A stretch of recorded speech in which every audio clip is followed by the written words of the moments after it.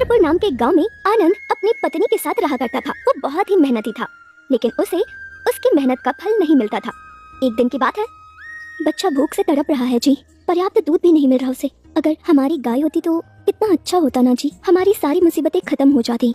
जाकर कहीं से गाय खरीद कर ले आइए ना आप। क्या कहा? गाय खरीद कर लानी है? हमारे पास उतने पैसे कहाँ हैं? कमाए हुए सारे पैसे दूध के खर्च में लग रहे हैं। ऊपर से मैं गाय कहाँ से खरीद कर लाऊंगा? आपको लकड़ी काटने के अलावा और कुछ नहीं आता क्या? जाकर मजदूरी करिए कहीं पर, उससे तो ज्यादा ही पैसे मिलेंगे। हमें मजदूरी देने वाला इस गांव में कोई भी नहीं है, लेकिन आजकल कोई खरीद ही नहीं रहा। बस एक दो आदमी ही खरीद रहे हैं। ऐसे कमाए हुए सारे पैसे हमारी गुजारिश में कम हो रहे हैं। हमें कुछ भी करके कमाने ही पड़ेंगे। तब तो एक ही रास्ता बचता है हमारे पास। मैं बच्चों को अपने साथ लेकर मायके जा रही हूँ, वहीं पर उनका पेट भर सकूंगी मैं अच्छे से। जब आप अच्छे से कमाने लग जाओ तब हमारे साथ रहना। अगर तुम ऐसे गई तो सब लोग मुझे दोष देंगे ना। आप इसकी चिंता मत कीजिए, अभी हमें बच्चों का अच्छे से पालन पोषण करना है। देखना जल्दी आपको अच्छी नौकरी मिलेगी। ठीक है, जैसा तुम चाहो। मुझे एक अच्छी सी नौकरी मिलने के बाद हम दोनों खुद का घर ले लेंगे।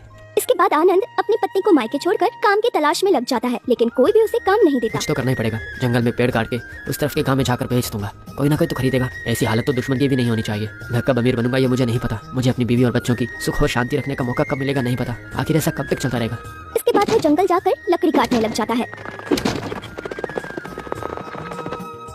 देखो, इस कागज पे लिखे हुए रास्ते के बारे में तुम्हें कुछ पता है क्या? जहाँ तक मालूम है वहीं तक बता दो हमें। यहाँ तो पूरा घना जंगल दिख रहा है। यहाँ से कहाँ जाना है हमें पता नहीं चल रहा है। जरा देखकर बताना अगर समझ में आए तो। मुझे तो यह जंगल पूरा पता है, मगर कागज में लिखी हुई रेखाएं थोड़ी अस्त व्यस्त लग रही है। हाँ, यहाँ से आप थोड़ी ही दूर जाएंगे तो वहाँ पे एक पहाड़ दिखाई देगा। मुझे लगता है कि वहाँ से आप लोगों को उत्तर दिशा में जाना चाहिए। कोठी, एक बार इधर आना। देखा तुमने, वो भी हमारे जैसा बलवान है। हमारा लक्ष्य साधने के लिए ये भी हमारी सहायता कर सकता है। ऊपर से इसको यहाँ के सारे रास्ते भी अच्छी तरह पता है। देखो, बात यह है कि हम कहाँ पर जा रहे हैं। किसी तीसरे को इसके बारे में बिल्कुल भी पता नहीं चलना चाहिए, समझे? सब लोगों को पूछते जाने से अच्छा है इसको ही हमारे साथ ले चले। ये हमारे साथ में बहुत काम आएगा। काम पूरा होने के बाद इसका क्या करना है वो काम के बाद ही सोचेंगे। नहीं नहीं नहीं, ये बात किसी तीसरे आदमी को पता चले मुझे पसंद नहीं। चलो चलो। इसके बाद वो लोग वहाँ से चले जाते हैं। ये लोग कौन है? इनको पहले तो मैंने कभी नहीं देखा है। उन लोगों के हाथ में जो पत्र वो बहुत पुराना लग रहा था। इनके हाथ में जो पत्र था उसमें मैंने देखा कि अंत में एक हीरा दिखाई दे रहा है। यानी कि ये लोग कुछ तो अनमोल चीज को ढूंढ रहे हैं यहाँ पे। इस तरह सारी लकड़ी काटकर उन्हें एक रस्सी से बांधकर अपने सिर पर रखकर चलने लगता है। ये क्या है? इतनी भारी बारिश हो रही है। दिखने में तो बहुत बढ़िया सा मौसम लग रहा था। उस बड़े पेड़ के नीचे ठहरूंगा। अरे अचानक बारिश और रास्ते का रिकॉर्ड बन गई है। आगे का रास्ता साफ नजर भी नहीं आ रहा है मुझे। हमें कुछ देर के लिए कहीं रुक जाना चाहिए। इतनी बारिश में आगे जाना नामुमकिन हो रहा है हमारे। वहाँ देखो, एक बड़ा सा पेड़ मुझे नजर आ रहा है। उसके नीचे ठहरते हैं। चलो जल्दी चलो। इस तरह वो लोग जाकर एक पेड़ के नीचे रुकते हैं। अरे बेटी, उस कागज को ठीक से रखा ना। बारिश भी तेज होती जा रही है। देखो कि भीग न जाए। बाप रे, मैं तो उस बात को भूल ही गया था। अरे रे रे रे, ये कागज तो पूरी तरह से भीग गया है। नक्शा भी नजर नहीं आ रहा है। आखिर ये कैसे हो गया भाई?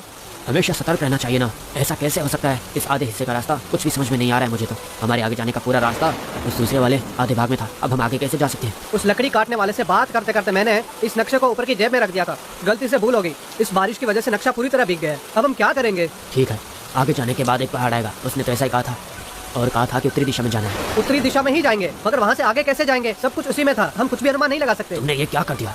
कितने मीलों से चल के यहाँ तक पहुँचे। तुम्हारी लापरवाही से पूरी की पूरी मेहनत मिट्टी में मिल गई। रास्ता ठीक से मालूम न होते हुए आगे जाना बहुत मुश्किल है। अब हमें वापस जाना पड़ेगा। चलो। वापस जाना ही पड़ेगा क्या? इस बारिश ने क्या कर दिया आज? ख्वाब था कि एक ही मार में करोड़पति बन जाऊंगा।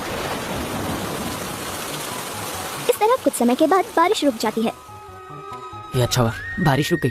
अब शाम ढल गई, अंधेरा होने वाला है। मुझे वापस जाना चाहिए क्या, या फिर जंगल के उस पार के गांव में जाना चाहिए? घर में मेरे लिए राह देखने वाला कोई भी नहीं है। जंगल के उस पार के गांव में जाता हूँ। इस जंगल को पार करने के लिए मुझे बहुत दूर तक जाना पड़ेगा। मुझे पता है थोड़ी दूर चलने के बाद मैं थक जाऊंगा। वहाँ पे रुक के आराम कर लूंगा।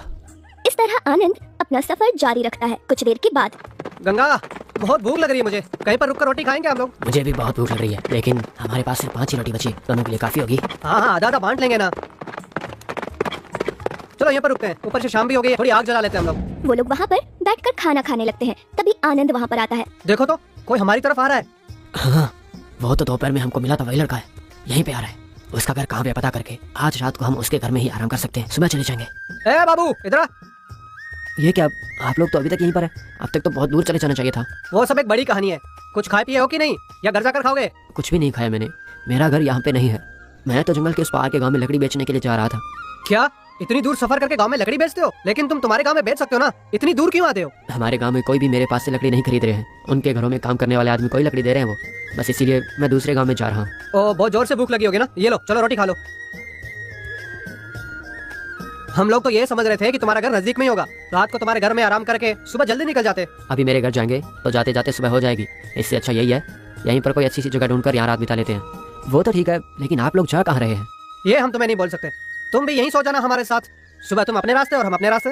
अगर आप लोग नहीं बताएंगे तो मैं समझ सकता हूँ, लेकिन आप लोगों ने जब मुझे ये नक्शा दिखाया था उसके हिसाब से तो आप कुछ अनमोल चीज़ ढूंढने के लिए जा रहे हैं ना। लेकिन आप लोग वापस क्यों जाना चाहते हैं? ये क्या, हमने जितना समझा उतना भला नहीं है। हम तो कैसे भी वहाँ तक नहीं पहुँच सकेंगे, और तो इसे राज भी पता चल गया। हम लोग एक अनमोल चीज़ ढूंढ रहे हैं, वहाँ पे कैसे जाना है उस कागज़ में लिखा हुआ था, मगर बदनसीबी से वो कागज़ बारिश में बुरी तरह भीग कर खराब हो गया। ये लो, अब बस इतना ही बचा है। बस इसी कागज़ की वजह से हम वापस जा रहे हैं। दिखाइए, इसमें तो आधा हिस्सा है। इतनी अनमोल चीज़ को आपने इतनी आसानी से खराब कैसे कर दिया? इसलिए ही तो हम लोग चिंता कर रहे थे। अब उसके बारे में भूल जाओ तुम, ठीक है, और आराम से सो जाओ। आप लोगों ने जो नक्शा मुझे दिखाया था उस नक्शे के हिसाब से बाकी का रास्ता मुझे अच्छी तरह याद है। इस आधे हिस्से की सहायता से मैं दूसरा आधा हिस्सा बता दूंगा। क्या तुम्हें बाकी का दूसरा हिस्सा याद है? बताओ तो, इसको देख के कैसे जाना है हमें? हाँ, मुझे याद है। आप लोग तो अब तक उस पहाड़ के पास भी नहीं पहुंचे, लेकिन आप लोगों को रास्ता दिखाने से मुझे क्या लाभ होगा? मैं क्यों आप लोगों को रास्ता दिखाऊं?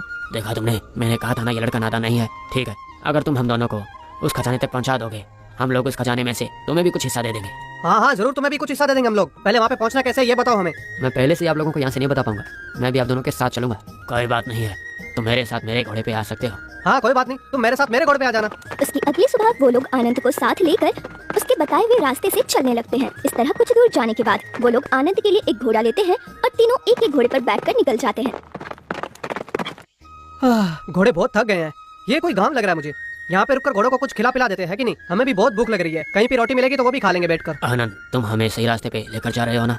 तुम पर भरोसा करके इतनी दूर आए। अगर हम इस नक्शे के हिसाब से देखें तो अब हमें और एक दिन सफर करना पड़ेगा। तुम्हारी यादाश्त तो बहुत तेज है। ठीक है, मैं जाके हमारे घोड़ों के लिए कुछ खाने के लिए और पानी लेके आता हूँ। गंगा वापस आकर, हाँ, गाँव वाले बोल रहे थे यहाँ नजदीक ही एक अच्छी सी सराय है, आज रात को हम वहीं पे आराम करेंगे। घोड़ों को भी वहाँ पे पानी मिल जाएगा। देखो आनंद, वहाँ पर अगर कोई भी पूछे कि हम कौन है, कहाँ जा रहे हैं, क्या कर रहे हैं, किसी को कुछ भी पता नहीं लगना चाहिए। आप लोग मुझ पे भरोसा कर सकते हैं। मेरी तरफ से आप लोगों को कोई भी नुकसान या आपत्ति नहीं होगी। उस रात वो लोग वहीं पर विश्राम करते हैं। अगली सुबह जब वो निकलने लगते हैं तभी वहाँ एक ऋषि आते हैं। आप लोग जहाँ जा रहे हैं वो बहुत खतरनाक सफर है, आपकी जान को खतरा हो सकता है। वो तो ठीक है, आप हो कौन, हम कहाँ पर जा रहे हैं, ये आपको कैसे पता? आप लोग कहाँ जा रहे हैं, कहाँ से आए हैं, ये आनंद आपको कैसे मिल गया, आप लोगों का नक्शा कैसे भीग गया, मुझे सब मालूम है। आप जैसे कई लोग पहले आए थे, खजाने के चक्कर में जान गंवा बैठे, इसलिए आप लोगों को चेतावनी देने आया हूँ। ये बहुत ही खतरनाक काम है, तुरंत आपका निर्णय बदल लीजिए।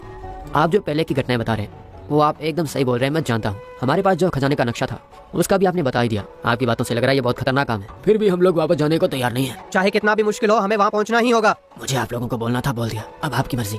अगर आप लोग वहाँ पहुँचेंगे तो भी आपको खजाना नहीं मिलेगा। उस खजाने को खोलने के लिए वहाँ पे एक चाबी की जरूरत होगी। वो चाबी हमें कहाँ मिलेगी, क्या आप हमें बता सकते हैं?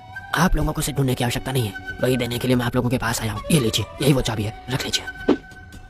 लेकिन एक बात जरूर याद रखना, वहाँ जाना बहुत ही खतरनाक काम है। लेकिन ये चाबी आपके पास कहाँ से आई? आप हमें उस खजाने के बारे में और कुछ बता सकते हैं? वो सब बताना जरूरी नहीं है, आप लोग अपनी कोशिश करके देखो। आप लोगों को इस रास्ते पे जाने के लिए एक नदी को पार करके जाना पड़ेगा। उस नदी को पार करने के बाद एक द्वीप में आ जाएंगे। जो आप ढूंढ रहे हैं वो खजाना उस द्वीप में ही है। मुझे तो बिल्कुल नहीं लगता कि आप वहाँ से जीवित वापस आ पाएंगे। हमें उस खजाने की चाबी देके कुछ समाचार देने के लिए आपका बहुत बहुत धन्यवाद। ऋषिवर बोल रहे थे कि वो बहुत खतरनाक सफर है, अब भी तुम हमारे साथ आना चाहोगे? मैं बिल्कुल साथ आऊंगा, कैसे भी करके हम लोगों को वो खजाना हासिल करना ही है। मैं किसी भी तरह की आपत्ति का सामना करने के लिए तैयार हूँ। तैयार हो जाओ, मुझे लगता है हमें आगे बढ़ना चाहिए। इस तरह वो लोग अपने सफर को आगे बढ़ाते हैं। उन्हें रास्ते में ऋषि के बताए अनुसार एक नदी मिलती है। यही वो नदी है जो ऋषिवर बता रहे थे। यहाँ से अब हमारे घोड़ों का चलना बहुत मुश्किल है। इन घोड़ों को यहीं पर छोड़ के हम लोगों को नदी पार करनी होगी, मगर यहाँ पर तो कोई नाव नहीं है। तो हम पार कैसे करेंगे? तैर के जाने के लिए तो वो बहुत दूर है। हम लोगों को लकड़ियों की एक नाव बनानी पड़ेगी, हम लोग उस नाव से नदी आराम से पार कर पाएंगे। मैं लकड़ियों से नाव बना सकता हूँ। वो देखो उस नदी में, वहाँ तो बहुत सारी मगरमच्छ हैं। अगर गलती से भी नदी में गिर गए तो जिंदा बचना मुश्किल है, हमें सतर्क रहना होगा। यहाँ से सफर बहुत खतरनाक लग रहा है अब मुझे, हमें सतर्क रहना चाहिए। इसके बाद आनंद उन लकड़ियों को जोड़कर एक नाव बनाता है। देखो ना, तैयार हो गई है। अब हमें इस पर चढ़कर जाना होगा, नदी के अंदर ना गिर जाए इसलिए बीच में खड़े रहना। पहले से चाकू हाथ में लेके हम लोग नाव में बैठेंगे। इसके बाद वो लोग सफर पर निकल जाते हैं। सफर के समय उन लोगों को कुछ मगरमच्छ उन लोगों को खाने की कोशिश करने लगते हैं। बाप रे, कैसे भी करके उन मगरमच्छों से बच गए। अब और खजाने तक पहुंचने के लिए हमें कितनी मुश्किलों का सामना करना पड़ेगा। यहाँ से जाते वक्त आजू बाजू के परिसर को ठीक से देखते हुए जाना पड़ेगा। किस तरफ कैसा संकट है हम बोल नहीं सकते। वहाँ तक पहुँचने तक ही मुझे इन लोगों से काम है। वहाँ पे पहुँचने के बाद इन लोगों को खत्म करके मैं पूरा खजाना हड़प लूंगा। वहाँ पे जाने के बाद इन लोगों को खत्म करके मैं उस खजाने को हड़प लूंगा। इन लोगों को उस खजाने में से हिस्सा भी नहीं दूंगा। कैसे भी करके उस खजाने से कुछ हिस्सा मिल जाएगा तो मेरे सारे के सारे कष्ट दूर हो जाएंगे। तब मैं अपनी बीवी और बच्चों को घर ले जाकर एक अच्छा सा घर बनाकर सुकून से जी सकूंगा। इस तरह आगे चलते हुए गंगा एक कीचड़ में फंस जाता है। ये बहुत बड़ा कीचड़ का जाल बना है, मैं तो इसे देख भी नहीं पाया था। मेरा शरीर इसमें फंसता जा रहा है, मुझे बाहर निकालो। घबराना मत दोस्त, ये लो इस लकड़ी को छट से पकड़ लो, जल्दी वैसे ही पकड़े रहना, ठीक है? भाई तुम्हें चोट तो नहीं लगी ना? मुझे चोट नहीं लगी है, वहाँ पर पूरे पत्ते बिछाए थे इसलिए मैं उनको पहचान ही नहीं पाया था। बहुत होशियार रहना, ऐसे जाल कहीं भी बिछे हो सकते हैं। देखो तो वहाँ पे एक छोटा सा पहाड़ दिख रहा है, उस नक्शे के हिसाब से हमें उस पहाड़ को पार करके दूसरी तरफ जाना है। यानी कि हम लोग ठीक रास्ते से जा रहे हैं ना? और कितनी दूर होगी वो जगह यहाँ से? हम लोग तो उस खजाने के बहुत नजदीक हैं, कुछ ही देर में हम लोग वहाँ पे पहुँच जाएंगे। पहाड़ को पार करने के बाद इन दोनों को खत्म करके अगर चाबी ले ली तो सारा खजाना मेरा होगा। इसके बाद वो लोग उस पहाड़ पर चढ़ते हैं। अचानक बहुत सारे सांप उन पर वार करने लगते हैं। अरे ये सांप तो बहुत जहरीले हैं, अगर इन्होंने हमें डस लिया तो हमारा जिंदा रहना नामुमकिन है। वो लोग सांप से बचने के लिए इधर उधर भागने लगते हैं। तभी एक सांप गंगा को काट लेता है और वो नीचे जमीन पर गिर जाता है। हे भगवान, अरे दोस्त गंगा अब नहीं चल पाएगा, दोनों उसे उठा के लेके जाते हैं। आनंद तुम मत रुकना, अब तो हम लोग गंगा से हाथ धो चुके हैं। अगर हम लोग यहीं रुके तो ये जहरीले सांप हम पर भी हमला करेंगे, जल्दी से यहाँ से बचकर निकलना पड़ेगा। इस तरह गंगा सांप के डसने से वहीं पर मर जाता है। वो दोनों किसी तरह उस पहाड़ से नीचे उतरते हैं। इस तरह वो लोग कई मुश्किलों का सामना करते हुए आखिरकार उस खजाने तक पहुंच ही जाते हैं।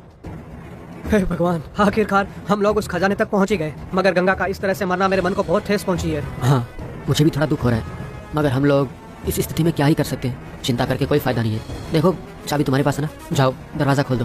गंगा तो अभी भी मर गया है, बाकी बच्चा आनंद। अगर मैं इसको खत्म कर दूंगा तो इतने बड़े खजाने को घर तक पहुंचाना मुश्किल होगा मेरे लिए। यहाँ से निकलने के बाद आनंद को भी मैं खत्म कर दूंगा।